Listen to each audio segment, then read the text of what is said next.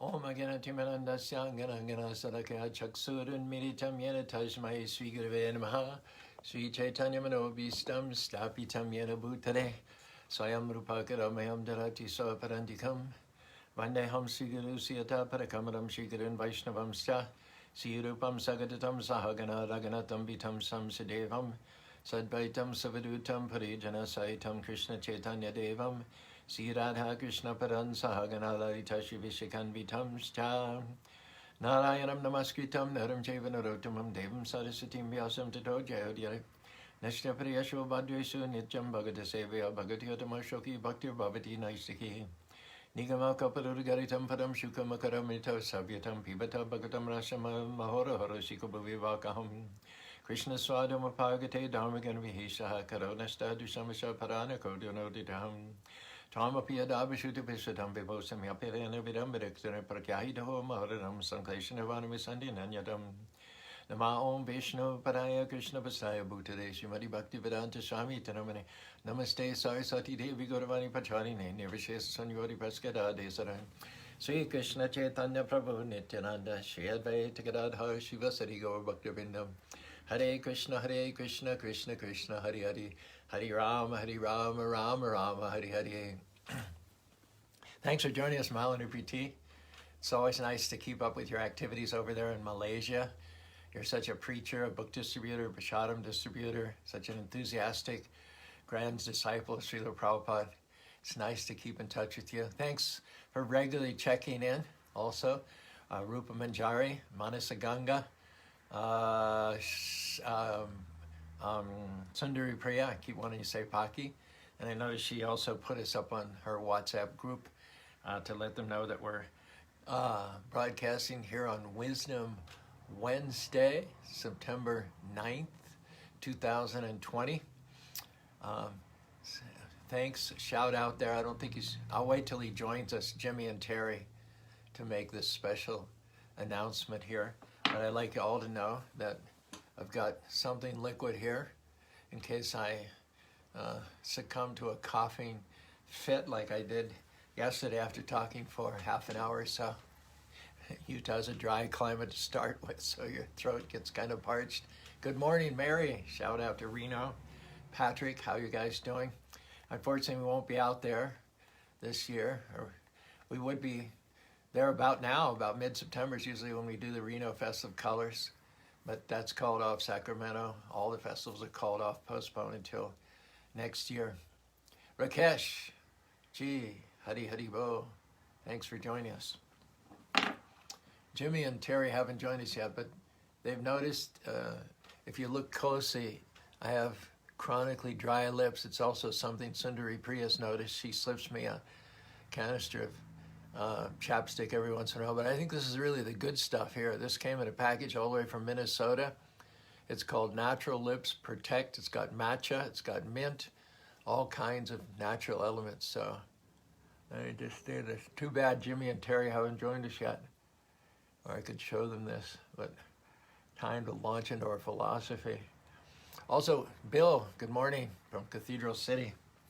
Also, tonight we're going to be on Zoom with a conference call, I think that with the New Jersey congregation from Bergen County. This is, I think, the third time we've joined them. And our topic is, we're going to pull out from our archives one of our all-time favorite. Good morning, Joe. Thanks for coming with us. One of our all-time favorites is Krishna is the Gardener. So that'll be 6:30. Let's see. 6:30 Mountain Daylight Time. And on the 12th, which I think is Saturday, we're going to go back with the Orlando congregation also. No, tonight is not Krishna Gardener. Krishna is a song of praise. And Krishna's the Gardener will be on the 12th, which I think is Saturday morning, will be with the Orlando congregation. Bible always says pretty lipstick. Is that what it is? Lipstick is colored though, right? Anyway, all glories to Prabhupada, without whom we wouldn't be gathering, and without whom we would be standing in the darkest region of material ignorance. So we honor him for having come to us with the shining torchlight of knowledge, and coincidentally, that's our topic for today. So we're going back to the same verse, which is the 4th verse in the 3rd chapter of the 1st canto of Srimad Bhagavatam, and it talks about transcendental vision, the eyes of the soul. Such a wonderful topic. We're spending a 2nd, perhaps even a 3rd day, and I'm not sure. And if you got the verse before you, and thanks, by the way, to Prashant for putting in the comment section a lot of the links in the database to the verses that we're using. It's a good service that you're doing, Prashant. We really appreciate it. Here we go. Pasyanti yado rupam abhadra chakshusha sahasra paduru bhujananam and bhutam sahasra murda shravanakshi nasikam sahasra mula ambara kundala shat. So you notice the word sahasra means thousands and thousands. So this refers to the universal form of the Purusha of the Lord, who has thousands of miles, thousands of arms, thousands of legs, as is described here in this translation by Srila Prabhupada. The devotees with their perfect eyes see the transcendental form of the Purusha, who has thousands of legs, thighs, arms, and faces, all extraordinary. I think we can all agree on that. It's extraordinary. In that body, there are thousands of heads, ears, eyes, and noses. They are decorated with thousands of helmets and glowing earrings and adorned with garlands. Vasu, thanks for joining us. 2nd day in a row.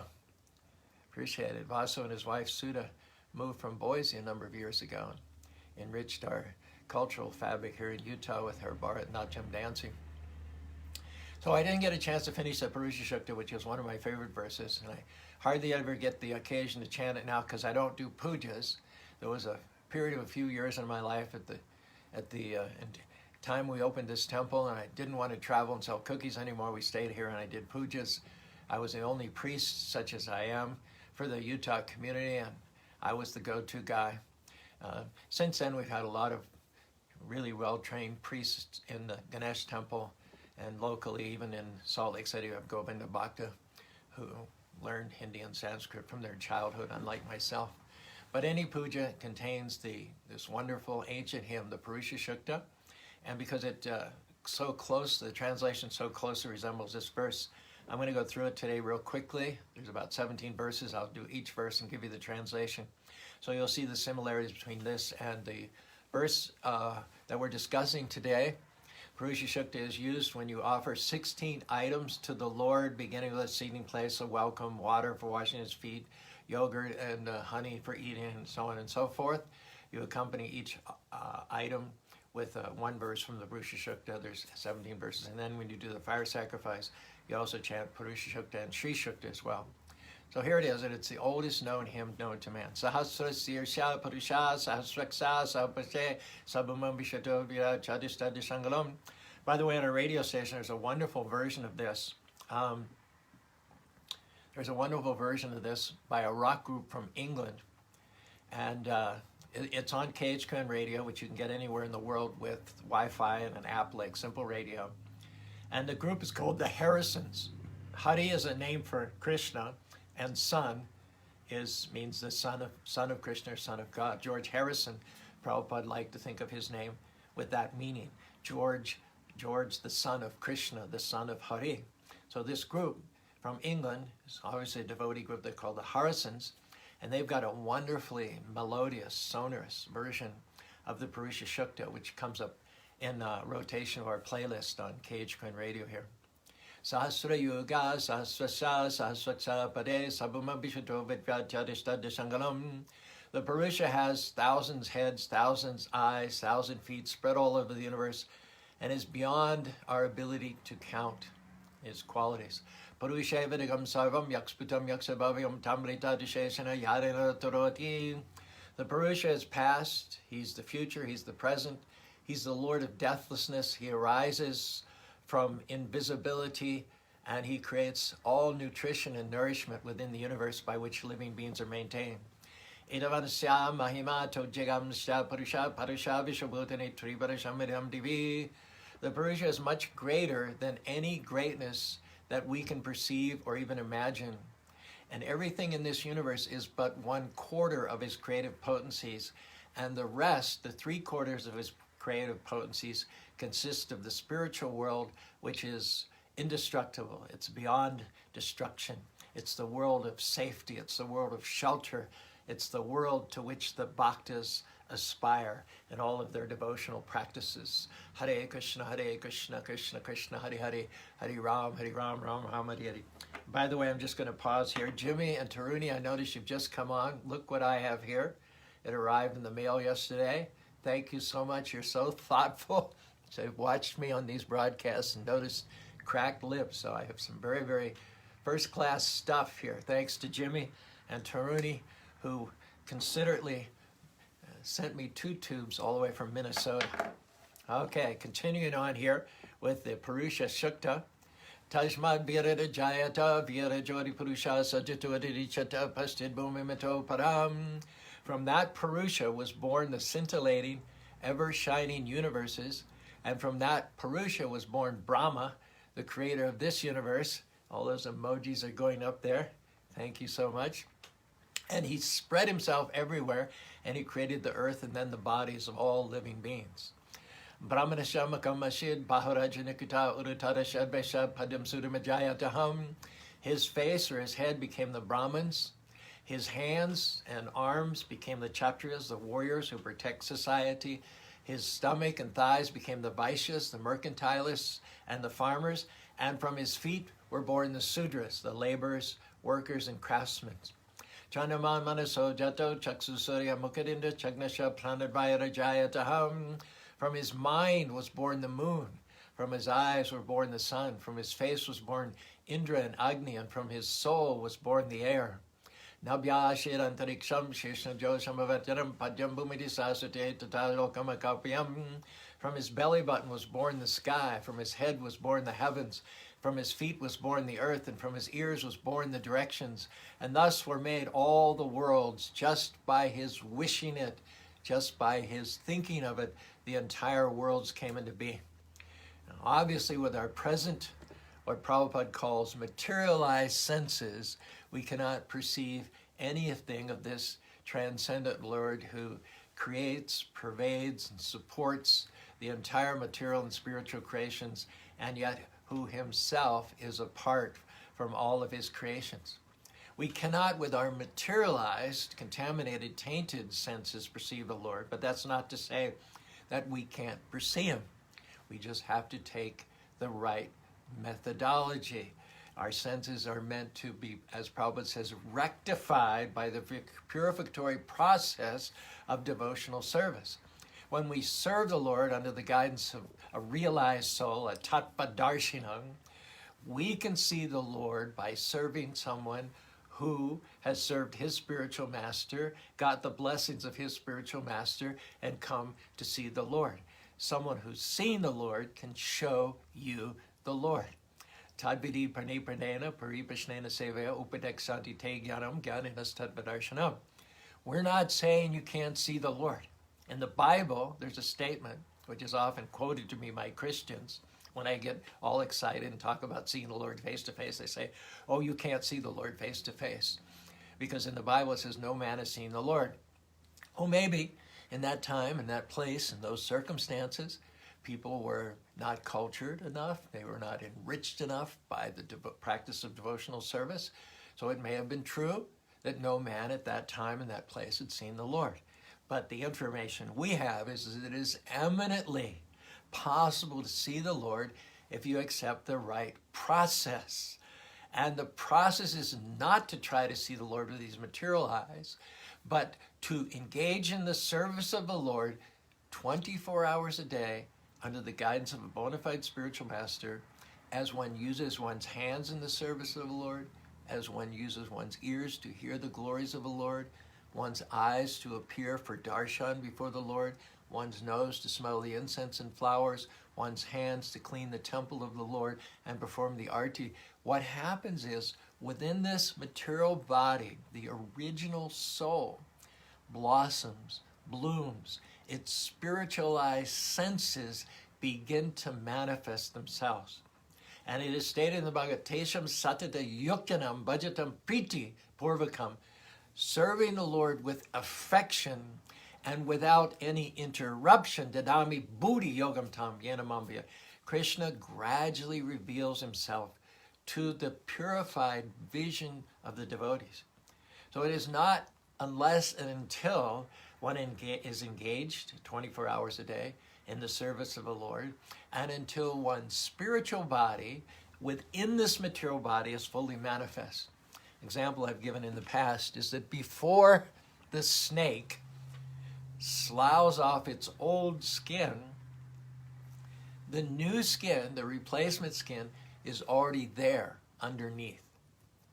It's not like it sloughs off the old skin and then somewhere there has to grow new skin. The new skin is already grown, and in fact, the new skin, which is fully enveloped the entity, pushes out, makes unnecessary and obsolete the old skin. Now, we've all seen a snake skin when we've been walking on a forest path. It's just a shell. The snake itself has slithered out of that shell, left it behind, and has got a newer, more vibrant, vigorous body. And so similarly, the process for seeing the Lord is to serve him in an authorized way under the guidance of someone who him or herself has already seen the Lord. And then one's spiritual senses develop and mature, and when one is fully mature by service of the Lord, then it is possible to see the Lord with the eyes of the soul. Not these eyes, but the eyes of the soul. Premanjana churita bhakti velochanena santa sadaiva vidaya shubiloke. Now, a good example of someone who's seen the Lord is Lord Brahma. He saw the Lord in the very beginning of creation. He appeared in the darkness on the lotus flower. He had a strong impulse from his previous life to create. As an aside, we live in Mormon, Utah, and in conversations with the Mormons over the past 35 years, I've come to learn that part of their belief is that if you're very pious and righteous, you can be elevated to the position where you can create a universe in your next life and populate it as well. They don't call that the position of Brahma based on the information they have available, but they do believe that a very pious Mormon person in their next life can be promoted to the position of Lord Brahma. And I think that's entirely credible, okay? Now, Lord Brahma, even though he creates the universe, if we look at his history, when he first appears, Atmabhu, not from the womb of an ordinary person, but he appeared, took his birth from the lotus flower. Everything was dark, and he was confused. He didn't know what to do. He had an impulse, but he didn't have the skills, the tools to create the universe. He did austerity. In other words, he served the Lord. It's what we're talking about here, for 1,000 years. And then as a result of his service and his austerity, the Lord appeared before him and then imparted to him from within the heart all the knowledge by which he could engineer, arrange and organize matter in such a way that afterwards the Lord could glance in matter and animate it with 8,400,000 species of life. So the point is that even though he's credited with creating the universe, Lord Brahma is not independent. He's a dependent living being. And even though he's all cognizant, he knows he's omniscient as far as this universe is concerned. There's nothing that he's unaware of that goes on in this universe. Still, his cognizance is not unlimited. His cognizance does not match up to the cognizance of Krishna or Vishnu, who creates millions and millions of universes and millions of Brahmas. Just like the architect knows everything about the building that he built, but he may not know about the buildings that another architect built. So similarly, Brahma is omniscient, but only with respect to this universe. There are other Brahmas who are omniscient with respect to their particular universes, but the cognizance does not overlap from one universe to another. There's only one ultimate creator of all the material and spiritual universes, and that's Vishnu, and his cognizance pervades and supports all of the universes. One time Lord Brahma was feeling pretty chuffed with himself, and he went to visit Lord Krishna in the Vaikuntha planets, and he asked to be introduced. He asked to be announced so that he could come in and get the darshan of the Lord. But the doorkeeper asked him a curious question. He said, "Which Brahma are you?" Lord Brahma was As far as he knew, he was the only Brahman. His was the only universe. Sometimes our fellow religionists, Christians, Muslims, Jews, talk about God created the universe, or God is the universe. But Lord Brahma was about to find out that this universe is insignificant. It's not all in all. In fact, there's so many universes that this universe is compared to a mustard seed in a bag of mustard seeds. If you've ever gone to the mill or the farmer's market, bought a 50-pound bag of mustard seed in a burlap sack and slung it over your shoulder and hauled it to your car, through the coarse weaves of the burlap, there might have been 10 or 20 or 50 or maybe even 100 of those little mustard seeds that worked themselves out through the holes in the burlap and fell on the ground. But you don't arrive to your car and say, oh my gosh, I'm missing 100 mustard seeds. I have to go back and find. Nobody ever did that in the history of the world, because you don't miss them. You don't miss them. They're not that significant. There's so many mustard seeds in that bag that the lack of 50 or 100 is not even noticeable. So up until this incident, Lord Brahma thought that his was the only universe and he was the only Brahma. And so when the doorman asked him which Brahma he was, he thought, well, the universe, my universe. And so he was ushered in, and he told Lord Krishna that everything's going pretty well. The demigods have got the demons under control and their bad habits and all, but nothing is for you to concern yourself about, Lord. Myself and the demigods are managing adequately. And then when the interview was over and Lord Brahma was about to go, he said, can I ask you something before I go? He said, when I arrived and asked to be announced, the doorkeeper asked which Brahma I was. You mean, are there other universes besides mine? Are there other Brahmas? And the Lord smiled, and he called all the Brahmas. And in that Parliament Hall, that vast Parliament Hall, the Brahmas started arriving. Our Brahma has 4 heads. And in fact, this universe is one of the smallest universes in the material world. So he saw Brahmas with 10 heads, saw Brahmas with 50 heads, 100 heads. He saw Brahmas with 1,000 heads. And there were countless Brahmas that appeared at the snap of the fingers of Lord Vishnu, who crowded into that hall, and Lord Brahma became dumbfounded, stupefied. Oh my gosh, I guess I'm not the only Brahma. In fact, not only did he conclude that he wasn't the only Brahma, but he concluded that amongst Brahmas, he was like a mosquito in a field of elephants. That was the awakening for Lord Brahma. So his position is that of dependence, even though he's the creator and he's the knower of everything that goes on in this universe. He's not independent. He's dependent upon Krishna for his ability to create, and he's not all cognizant. His cognizance is limited to this particular universe. And that Lord, who is the source of Brahma and on whom Brahma depends, is perceived only through pure devotional service, only with the purified eyes of the soul. It is not at all possible that these material blunt senses can perceive the sublime spiritual Lord. There are material elements. What to speak of spirit? We can't see sky. We can't see wind. When was the last time you saw wind? We can see the effect of wind on the clouds. We can look up in Salt Lake City and the avenues after 75-mile-an-hour winds raged through there the day before yesterday, and we can see the effect of the winds. We can see down power lines. We can see 60, 70, 100-year-old trees having been uprooted. But we didn't see the wind itself, you see. Mind. In the Bhagavad Gita, mind is described as one of the material elements. Kamano buddharevacha. We don't see mind.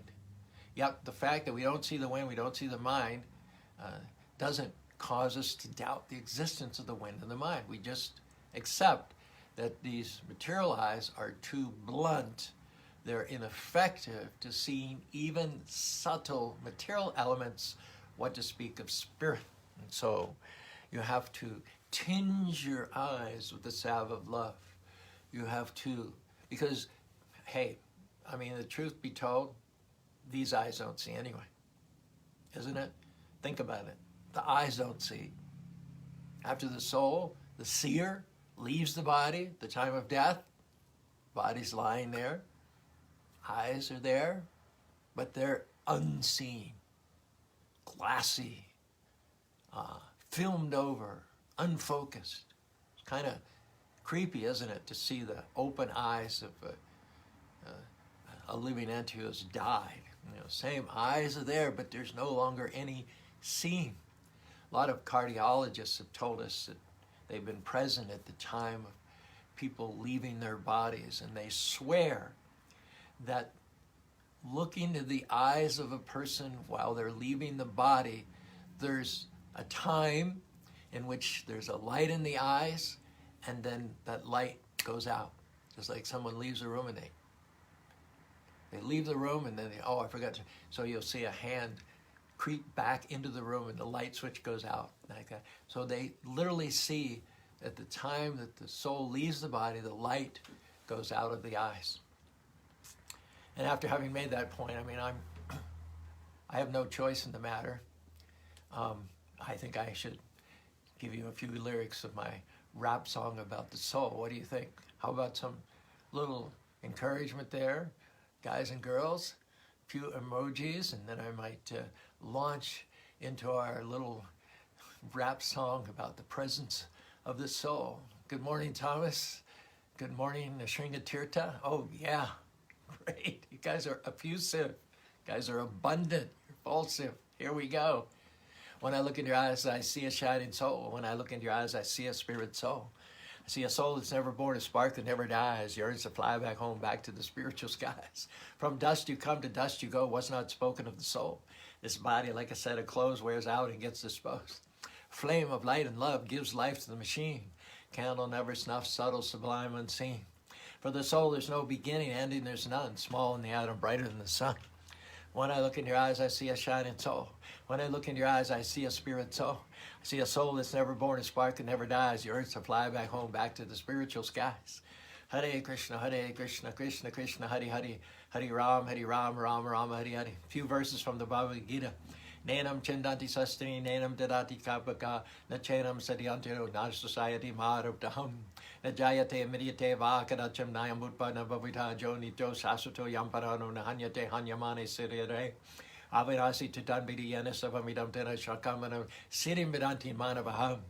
The inner soul continues when the outer body ends, like flame from wood sparks ascending, transcending dark matter, blending with the sky, invisible to the naked eye. You cannot kill nor can you die, you cannot burn nor can you fry.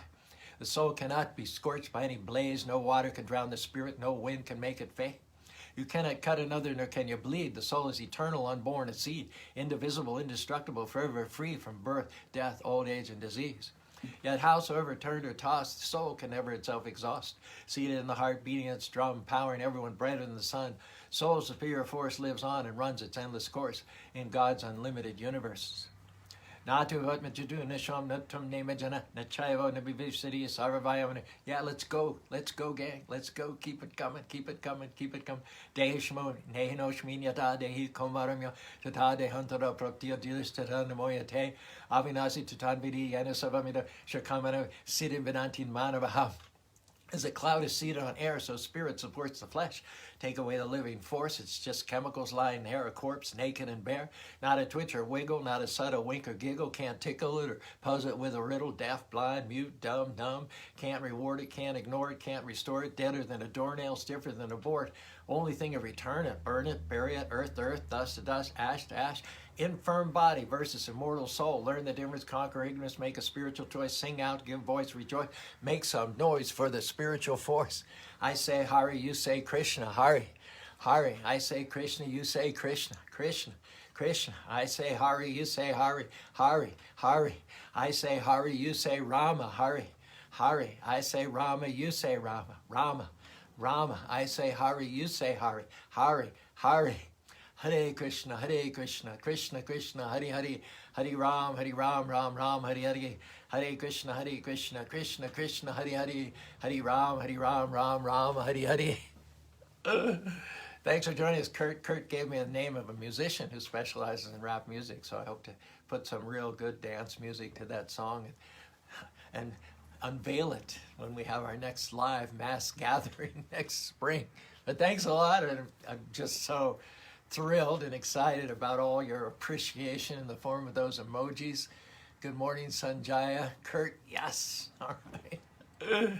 It's confirmed in the Bhagavad Gita, Bhaktya mam abhijanati yavan chasmi tatvaraha tato mam tatvato gyanam vishate tadanantaram. Tattva means truth, not a superficial truth, not a truth, a small truth, small t, that's arrived at as a result of speculation, not a truth that's going to be replaced by another truth, by another researcher who comes along in a few more years. No, Tatvara means truth, which is always truth, always has been truth, truth now and always will be truth. 2 + 2 = 4 is an example of Tatvara. So the absolute truth, who is sublime and spiritual, more subtle than even wind, more subtle than the mind, whose form is even more subtle than those of the demigods who lived disease-free for hundreds of thousands of years.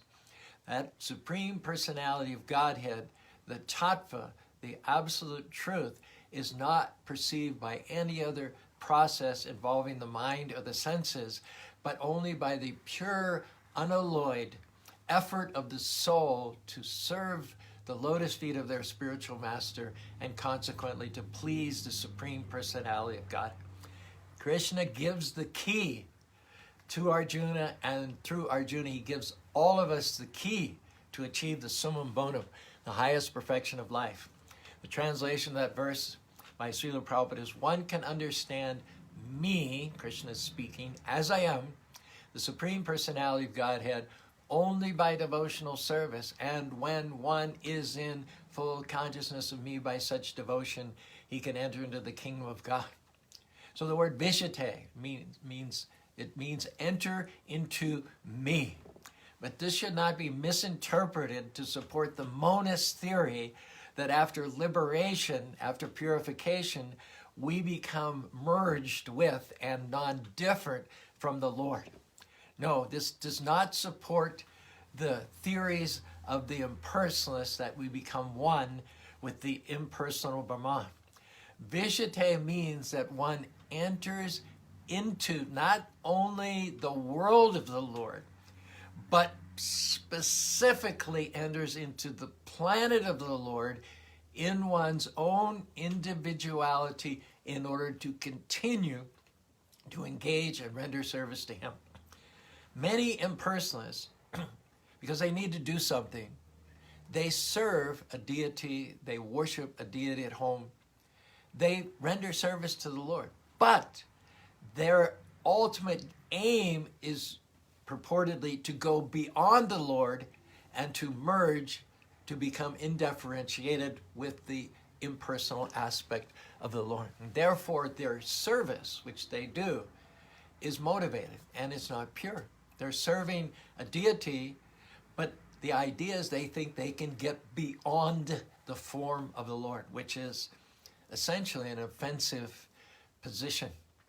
To show how offensive this is, elementarily, Prabhupada, one time in Mayapur, West Bengal, where the world headquarters of the International Society of Krishna is, it's near the confluence of the various rivers, the Ganges and the Jalangi, which rise during the rains, during the monsoon season.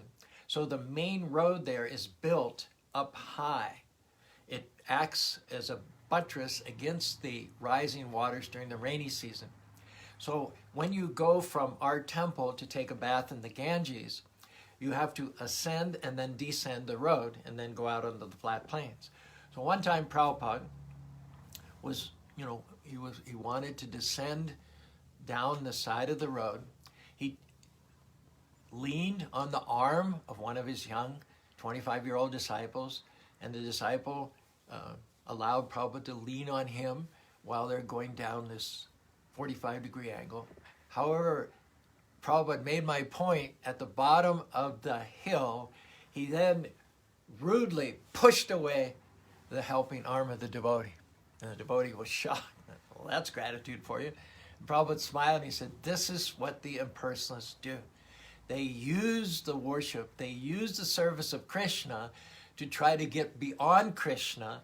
They serve Krishna with the expectation that when they reach perfection, they're going to get beyond ego, get beyond sentiency, get beyond service to some sort of monistic, undifferentiated oneness with the Lord.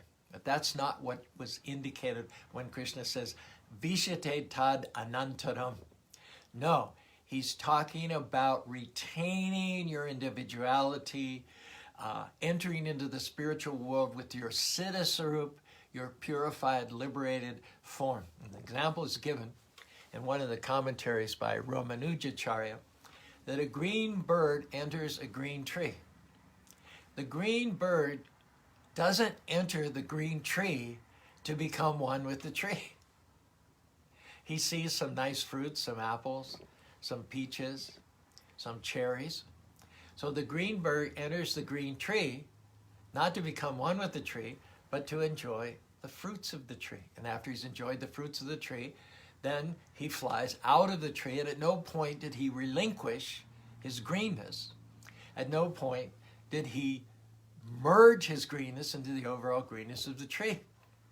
Similarly, we came into this material world.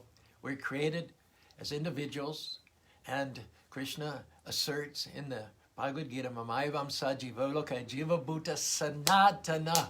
Jiva, that's you and me. We are sanatan. We are eternally individuals. Our individuality didn't come into being at a certain point, nor does it disappear at a certain point. But Krishna, with his hand, created each and every one of us unique, individual, eternal, imperishable, talented, created, insightful, considerate, loving.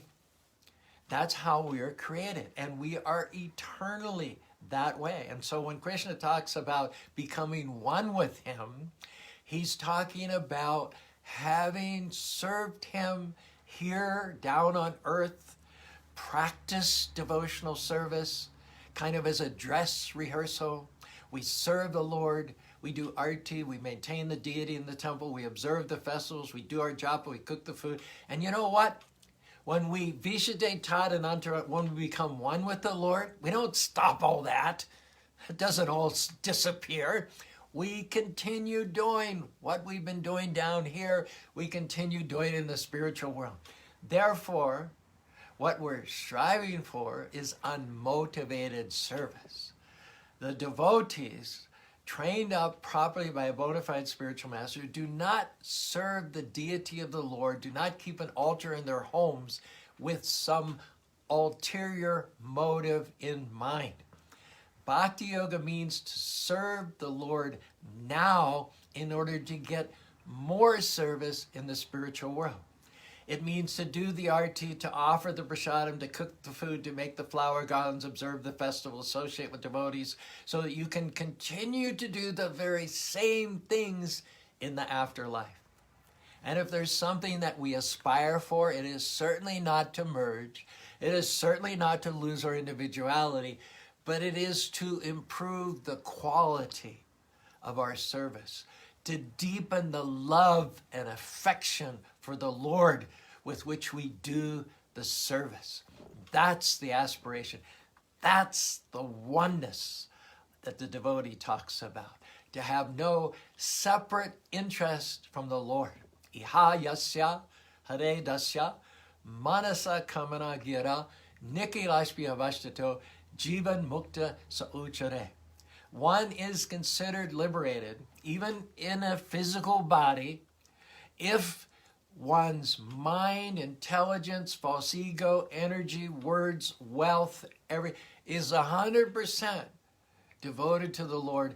Such a person, even in a material body, even in a defective material body, even in a body with disabilities, even in an old body.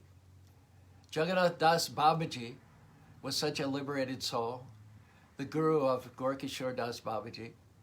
And he was so invalid. He was 120 years old or so. He couldn't walk. He didn't have the use of his legs. He used to be carried here and there in a basket. And he was so old and physically feeble, and it said his eyebrows, if he wanted to see, his eyelids had to be propped up with little toothpicks. And yet, one does not judge a Vaishnava by the merits and demerits of the physical body. Within that 120-year-old decrepit body was a shining, gleaming, spiritually awake and liberated soul. And we got a glimpse of that when Jagannath Babaji was taken by Bhaktivinoda Thakur to the birthplace of Lord Chaitanya Mahaprabhu, which had been lost and forgotten. And Bhaktivinoda Thakur did his research. He looked at all the manuscripts. And he also, by his own inner awareness, by the vision of his own spiritual eye, he was able to determine the original birthplace of Lord Chaitanya Mahaprabhu. And he brought his guru in a basket to see if his guru would resonate with Bhaktivinoda's choice. And when Jagannath Das Babaji was brought to that place where Bhaktivinoda thought Lord Chaitanya Mahaprabhu had appeared, Jagannath Babaji jumped 20 feet in the air.